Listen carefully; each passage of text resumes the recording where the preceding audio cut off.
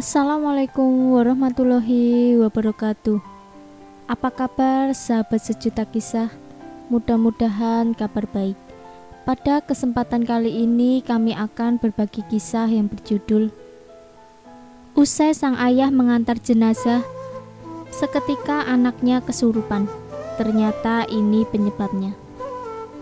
Sudah kita ketahui bersama bahwa selain menciptakan makhluk kasat mata seperti manusia, hewan, dan tumbuhan, Allah Ta'ala juga menciptakan makhluk yang tak kasat mata seperti jin, setan, ataupun malaikat. Seperti halnya manusia, makhluk halus seperti jin ataupun setan kerap kali mengganggu terlebih kepada anak-anak. Efeknya bisa berbagai macam, mulai dari membuat anak rewel hingga tertawa sendiri, seperti sedang ada yang mengajaknya main.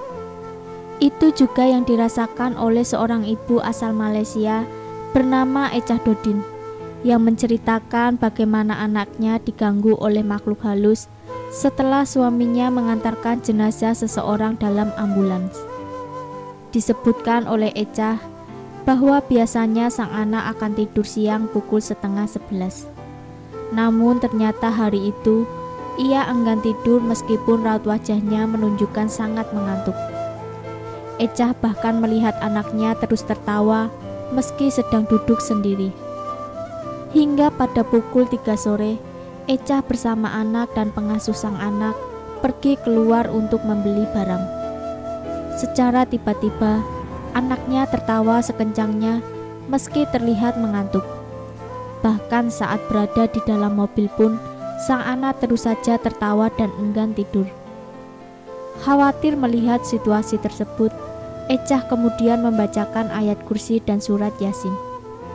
Anaknya sempat diam 10 menit, namun kembali lagi tertawa hingga tawanya membuat sesak nafasnya sendiri. Echah kemudian mendatangi ibunya dan mengatakan kejadian yang dialami anaknya tersebut. Awalnya sang ibu mengatakan bahwa anak yang tertawa sendiri adalah hal normal. Namun setelah melihat kondisi anak Echah yang tak lain cucunya, bulu roma sang ibu pun berdiri karena cucunya seperti ada yang sedang mengajak bermain. Setelah Isya, Echah dan ibunya pun memutuskan untuk mendatangi rumah seorang ustadz. Benar saja, ketika dibacakan ayat Al-Quran, anak itu menangis dengan kencang seperti ada yang mencubit. Padahal beberapa saat yang lalu ia masih tertawa. Setelah diobati, sang anak pun meminta susu dan diminumnya sampai habis. Ternyata ia begitu lapar dan haus karena terus-menerus tertawa.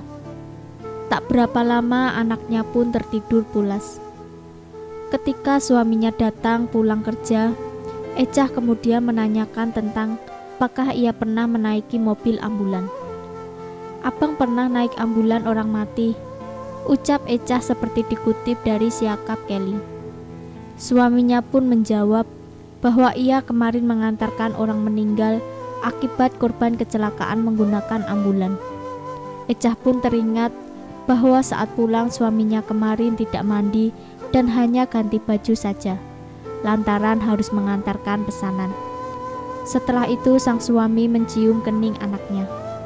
Echah pun baru tersadar bahwa seharusnya sang suami menunggu di luar dahulu selama 10 menit dan harus mandi ketika masuk rumah jika sudah menaiki ambulan atau mengantarkan orang mati. Jangan lupa nantikan kisah terbaru dari kami. Sampai jumpa. Wassalamualaikum warahmatullahi wabarakatuh.